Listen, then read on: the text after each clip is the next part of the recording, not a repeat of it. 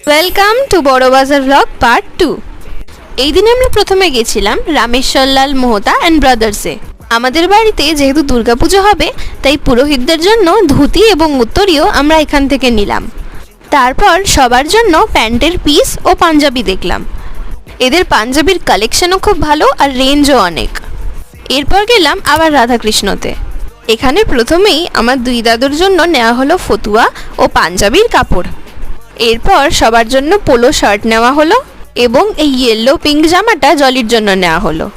তারপর আমি আর পিপি মিলে কয়েকটা কুর্তিও নিলাম। এখান থেকে বেরিয়ে গেলাম কোমল শাড়িতে।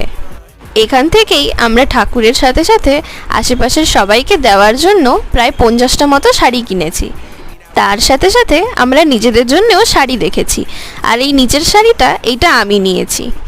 আর এর সাথেই শেষ হলো এবারের বড় বাজারের পুজোর কেনাকাটা।